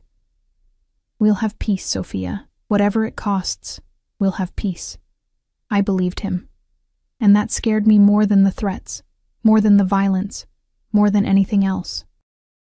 Because I knew what whatever it costs meant in his world, knew what he was willing to do, what lines he was willing to cross. And God help me, I was willing to let him. We left that night, driving north in a convoy of 3 armored vehicles. The property was 3 hours away, nestled in the mountains where cell service was spotty, and the nearest neighbor was 5 miles away. The house was beautiful, a modern lodge with floor-to-ceiling windows overlooking a pristine lake, surrounded by forest. Inside, it was warm and comfortable, with a massive stone fireplace and furniture that invited you to sink in and stay a while. It was my father's retreat, Dante explained, as we stood in the living room, watching the sunset paint the lake in shades of gold and crimson. He came here when the city got too heavy. Said it reminded him that there was more to life than the family business. It's beautiful. It's ours. For as long as we need it. He turned me to face him, his hands gentle on my shoulders. I know this isn't the life you imagined. I know I'm asking you to sacrifice your freedom, your independence. But I swear to you, Sophia, I will make it worth it. I will give you and our daughter everything. Safety, security, love, a future without fear. And if you can't, if the threats never stop, if there's always someone wanting to use us against you, his jaw set. Then I'll eliminate every threat until there's no one left stupid enough to try. I'll burn the whole city down if that's what it takes to keep you safe. The terrifying thing was, I knew he meant it. Knew he was capable of it. Let's hope it doesn't come to that, I said softly. He pulled me close, and we stood there watching the sun disappear behind the mountains, wrapped in each other, and the uncertain promise of peace. The weeks that followed were the strangest of my life. Days blurred together in a peaceful rhythm. Mornings watching mist rise off the lake. Afternoons reading while Dante worked remotely from the den, evenings cooking together in the massive kitchen. It was almost normal, almost like we were a regular couple expecting their first child, preparing for parenthood in peaceful isolation, except for the armed guards patrolling the perimeter, the secure phone lines, the encrypted video conferences where Dante gave orders I tried not to hear. My belly grew. The baby became more active, her movements visible from the outside now. Dante spent hours with his hand on my stomach, talking to her in Italian, telling her stories about her grandfather, about the family she'd be born into. She'll be strong, he said one night as we lay in bed, his hand tracing the curve of my belly, like her mother, beautiful and fierce and unbreakable. She'll be kind, I countered. Compassionate. She'll see the humanity in people, not just their usefulness. She'll be both, the best of us. He kissed my stomach gently, and she'll be loved. So incredibly loved. The baby kicked against his palm, and his smile was pure joy. These moments, quiet, tender, removed from the violence of his world, made me believe we could actually build something good, something lasting. Then Gabriella called. Dante answered his phone, listened for 30 seconds, and his entire body went rigid. When? A pause. How many? Another pause. Longer. I'm coming back. No. Gabriella's voice was loud enough that I could hear it. You stay there. Protect Sophia. Marco and I will handle this. The hell you will. If the Russians are moving, Dante. Gabriella's voice cracked like a whip. Trust your family. Trust me. You built an empire that can function without you. Let it. Your job right now is to keep your wife and daughter safe. Let us do ours. He looked at me. Conflict clear in his every line. She's right, I said quietly. You can't protect me and fight a war at the same time. I can't abandon my family. You're not. You're trusting them. There's a difference. I took his hand. Stay. Please. I need you here. She needs you here. The internal struggle played out across his face. Finally, he raised the phone again. Fine, but I want updates every 6 hours. And if things go sideways, if you need me, you'll be the first call, Gabriella promised. Take care of your wife, Nipote. Let us take care of the business. The call ended. Dante stood there, phone in hand, looking lost in a way I'd never seen. This is what it means, he said quietly. Being Don. Everyone depends on you. Everyone needs you. But you can't be everywhere at once. You make choices about who to protect, who to trust with your responsibilities. And you live with the consequences. I went to him, wrapping my arms around him as best I could with my belly between us. You chose us. That's not weakness. That's love. Love that could cost lives or save them. If something happened to you, if you went back and got killed, what would happen to your family then? To your organization? To us? I pulled back to look at him. You're thinking like a soldier. Think like a Don. The strategic move is to protect the heir, ensure the succession. Everything else is secondary. A ghost of a smile touched his lips. When did you become so ruthless? I learned from the best. He kissed me then, deep and desperate, like I was the only thing anchoring him to sanity. When we finally broke apart, he rested his forehead against mine. If anything happens to them, to Gabriella or Marco or any of the family, it won't. They're strong, capable. You trained them well. I took his hand and placed it on my stomach. Right now, this is where you need to be. This is your war. Protecting us, preparing for her arrival. Everything else is just noise. The baby kicked, as if agreeing with me. Dante laughed, wet and shaky. Outnumbered by the Caruso women already. I don't stand a chance. No, I agreed, smiling. You really don't. 3 weeks later, I woke to a contraction that stole my breath. It was too early. I was only 37 weeks, still 3 weeks from my due date, but my body had other plans, and as another wave of pain rolled through me, I knew with absolute certainty that our daughter was coming. Dante, I gasped, gripping his arm. Dante, wake up. He was alert immediately, years of living with danger making him a light sleeper. What? What's wrong? The baby. She's coming. Now. I'd never seen him move so fast. Within seconds, he was on the phone with Dr. Chen, relaying my symptoms. Within minutes, the house was organized chaos. Guards preparing the helicopter that would take us to the private hospital an hour away. Dr. Chen en route with a full medical team. Gabriella calling with instructions I could barely hear over my own labored breathing. How far apart are the contractions? Dante asked, his hand steady on my back even though his face was pale. 5 minutes. Maybe less. Another wave hit, and I doubled over, gripping the bedpost. Oh God, this is really happening. You're doing great. Just breathe. In through your nose, out through your mouth. That's it, Tesoro. Just like that. The pain receded enough for me to look at him.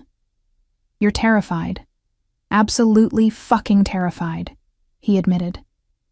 But we're doing this together, just like everything else. The helicopter ride was a blur of pain, and Dante's voice, steady and calm, talking me through each contraction. The pilot flew like he was being chased, and maybe he was. Dante had probably threatened him with death if anything happened to us. The hospital was ready when we arrived. Dr. Chen met us on the roof, already in scrubs, her team surrounding us like a protective wall. Everything's going to be fine, she assured us, as I was transferred to a gurney. The baby's vitals are strong. You're doing great, Sophia. Just keep breathing. The labor room was private, luxurious in the way only Dante's money could make a hospital suite. But I barely noticed the expensive equipment or the artwork on the walls. All I could focus on was the pain that came in relentless waves, each one stronger than the last. Dante never left my side. He held my hand through every contraction. Let me squeeze until I thought I'd break his fingers, wiped my forehead with cool cloths, and murmured encouragement in English and Italian. You're the strongest person I know, he said during a brief respite between contractions. You survived alone. You survived my stupidity. You survived threats and violence in a world you never asked to be part of. This you can do in your sleep. This hurts more, I gasped out, trying to laugh. I know. I'm sorry. If I could take the pain for you, you'd still find a way to make it about you, I said, and he laughed, surprised and genuine. Another contraction hit, worse than the others. I screamed, past caring about dignity or control. That's it, Dr. Chen said from between my legs. That's the one. Sophia, you're ready to push. On the next contraction, I need you to bear down. Can you do that? I nodded, too exhausted to speak. You've got this, Dante said, his lips against my temple. Our daughter is almost here. Just a little more, Tesoro. Just a little more. The next contraction built like a tidal wave. I pushed with everything I had, feeling like I was being torn apart. Good. Again. She's crowning. Another push. Another scream. Dante's voice in my ear, constant and grounding. One more, Sophia. One more big push. I gathered every ounce of strength I had left and pushed. And then, a cry. High and indignant, and absolutely perfect. It's a girl, Dr. Chen announced, lifting a tiny, squirming bundle. You have a daughter. Time stopped. The world narrowed to that sound. Our daughter's first cry, announcing herself to the world with all the fury of a Caruso. Oh my God. I breathed. Oh my God, Dante, she's here. He was crying, not trying to hide it, just letting the tears fall as Dr. Chen placed our daughter on my chest. She was perfect, tiny and red-faced and screaming her lungs out, but absolutely perfect. Hi, baby girl, I whispered, touching her impossibly soft cheek. Hi, sweet girl. We've been waiting for you. Dante's hand covered mine, both of us cradling our daughter. She's beautiful. She's perfect. His voice broke. She's ours. Our daughter opened her eyes, dark like Dante's, and seemed to look right at us. The crying stopped, replaced by curious silence as she studied her parents. Isabella, Dante said softly, after my mother, if you agree. I looked at our daughter, at Isabella, and nodded. It's perfect. She's perfect. Dr. Chen worked efficiently, delivering the placenta, stitching what needed to be stitched, but I barely noticed. All my attention was on Isabella, on memorizing every detail of her face, on the weight of her in my arms. 6 pounds, 8 ounces, a nurse announced. 19 inches long, all fingers and toes accounted for. Perfectly healthy. Dante leaned down and pressed a kiss to Isabella's forehead, then to mine. Thank you, he whispered. Thank you for her. Thank you for staying. Thank you for giving me this. We made her together, I said, smiling through my tears. This is ours, Dante. Our family. Our future. The first night was chaos. Isabella had strong opinions about sleep, specifically, that it was something other people did. She wanted to eat, to be held, to stare at the world with those serious dark eyes that already looked too much like her father's. Dante was a revelation. He changed diapers with the same focused intensity he brought to business negotiations. He paced the room at 3 a.m., Isabella against his shoulder, singing Italian lullabies his mother had sung to him. He watched her sleep with an expression of such pure wonder that it made my chest ache. I never thought I'd have this, he confessed during one late-night feeding session. We were both exhausted, Isabella nursing contentedly while Dante sat beside us. A family. Real family, not just the organization. I thought men like me didn't get happy endings. Maybe you're not the man you thought you were. He considered this, his finger tracing Isabella's tiny hand. Or maybe you changed who I am, made me better, made me want to be better. You did that yourself. I just gave you a reason. Isabella finished eating and immediately spit up on my shoulder. Dante laughed, full and genuine, and grabbed a burp cloth. Welcome to parenthood, he said, wiping my shoulder, where everything is covered in bodily fluids and you're too tired to care. Romantic. Honest. He took Isabella, settling her against his chest. She made a small, contented sound and promptly fell asleep, but also perfect. Even the disgusting parts are perfect because they're ours. I watched him with our daughter, this powerful man brought to his knees by 6 pounds of human, and felt something settle in my chest. This was right. Despite everything, the violence, the danger, the complicated world we inhabited. This was exactly right. We stayed at the hospital for 2 days, long enough for Dr. Chen to be satisfied that both Isabella and I were healthy. Then Dante transported us back to the mountain house in the same helicopter, now outfitted with a medical team and enough baby supplies to stock a nursery store. Gabriella was waiting when we arrived, tears streaming down her usually composed face as she took in her grandniece. She looks like your father, she told Dante, touching Isabella's cheek with gentle reverence. Same eyes, same stubborn chin. She's going to be trouble. Good, Dante said, smiling. The Caruso women should be trouble. Speaking of trouble, Gabriella said, her tone shifting to business. The Russian situation is resolved. The Morettis are back in line. And Vincent personally sent a gift for Isabella, a college fund, already established. His way of showing respect and gratitude for how you handled his nephew's indiscretion. How generous of him, Dante said dryly. It is, actually. He's put $3 million into it. Gabriella smiled slightly. Word has spread that threatening a Caruso child is a death sentence.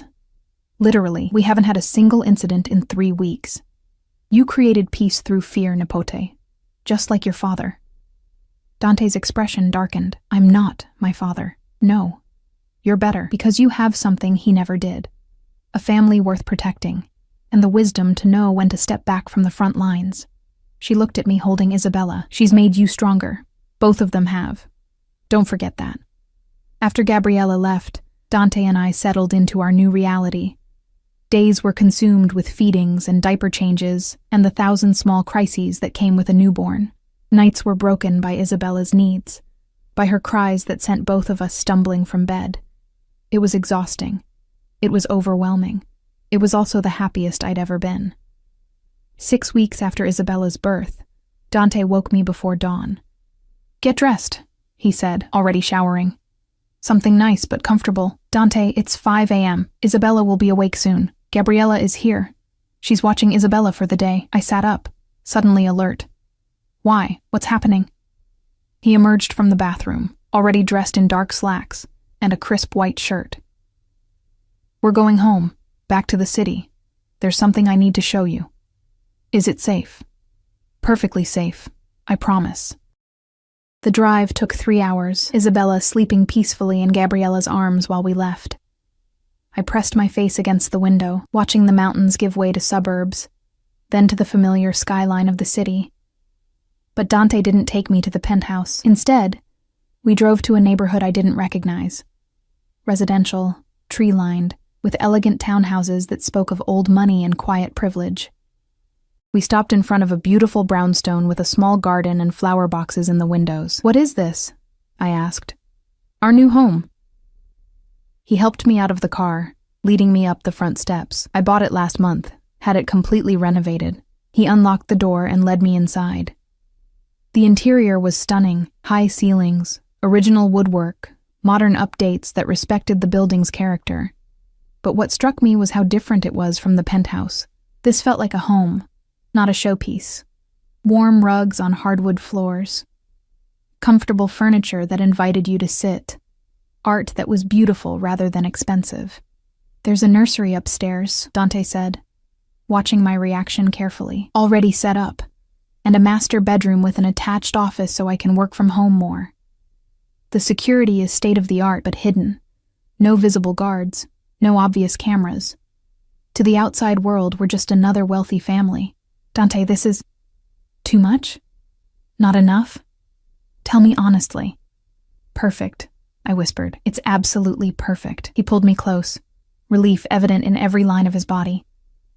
"I wanted you to have a real home, not a fortress, not a penthouse that felt like a hotel, a place where Isabella can grow up, where we can be a family, where you can invite friends without worrying about them seeing armed guards."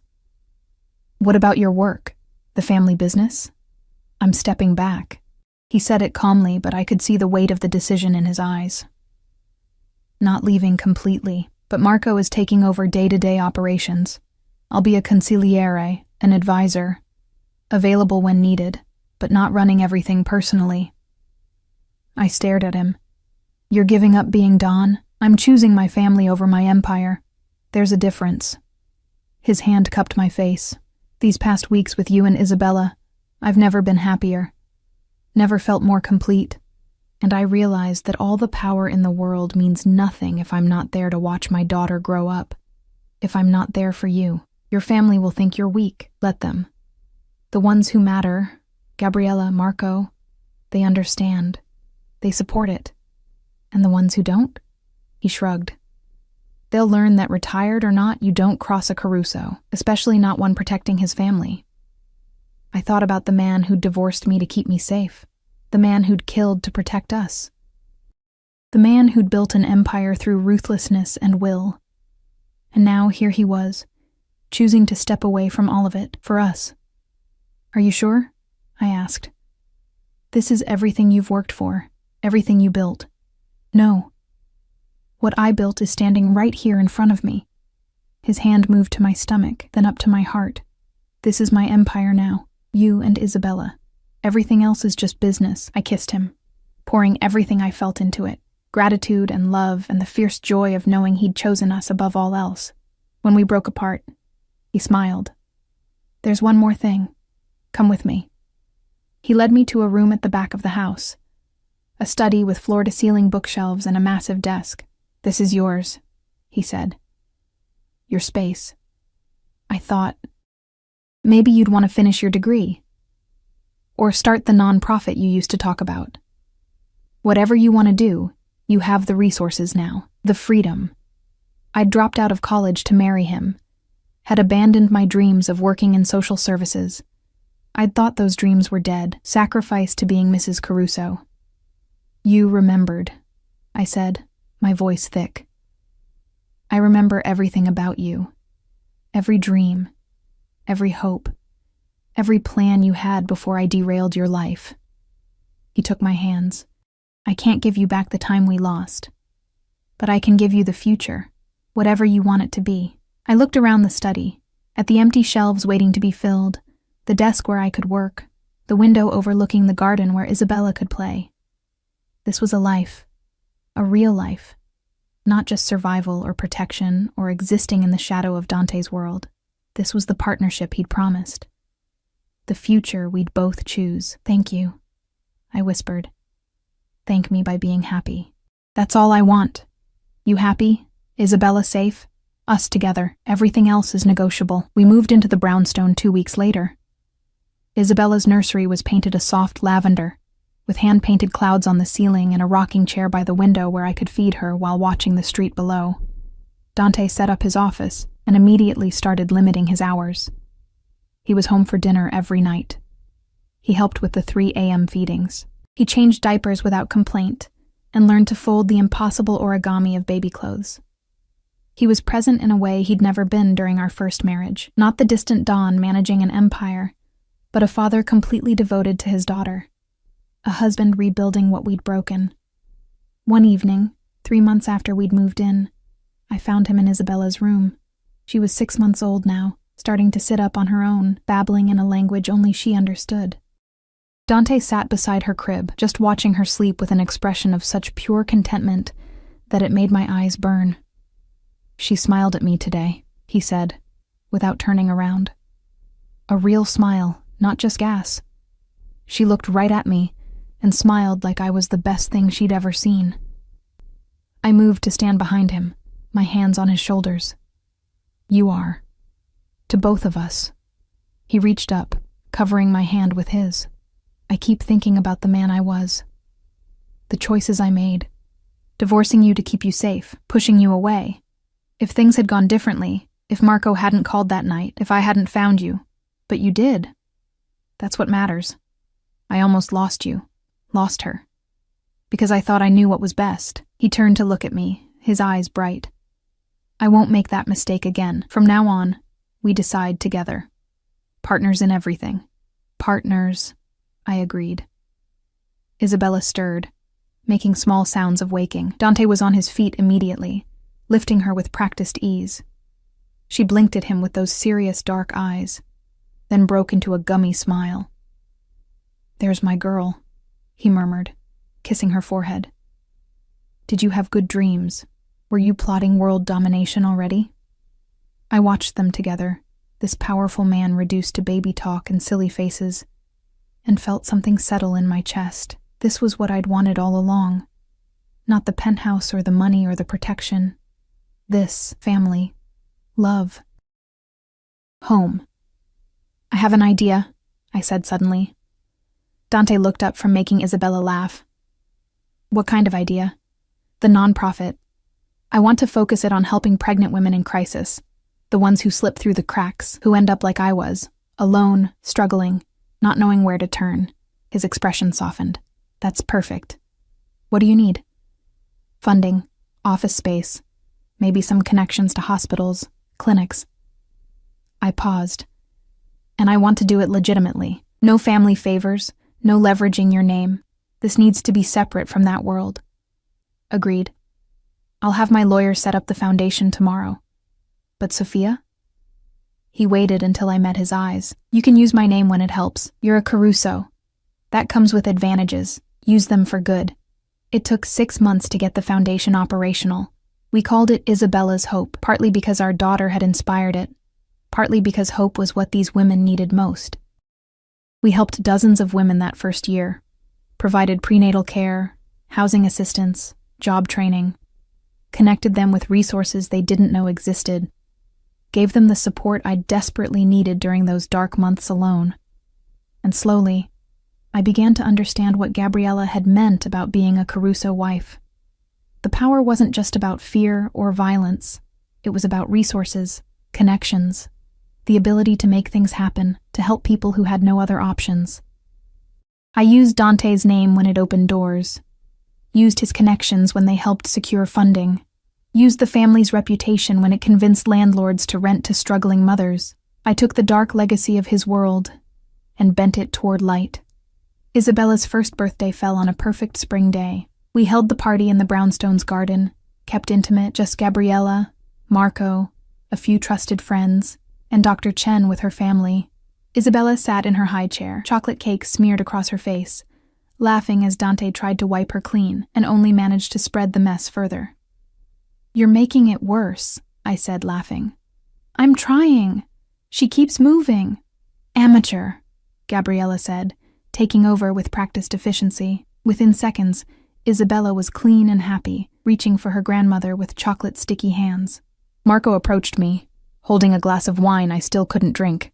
I was 3 months pregnant with our second child, a fact we'd only just confirmed.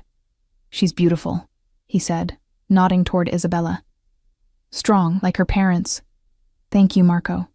For everything. For that night. For getting me to safety. Just doing my job, Mrs. Caruso. No, you saved my life. Both our lives. That's more than a job." He smiled slightly. "Then I'm honored to have done it. You've been good for the boss. Better than good. You've given him something to live for beyond the business. Made him remember he's human." I looked at Dante, who was now being used as a jungle gym by his delighted daughter, and felt my heart swell. He did that himself. I just gave him a reason.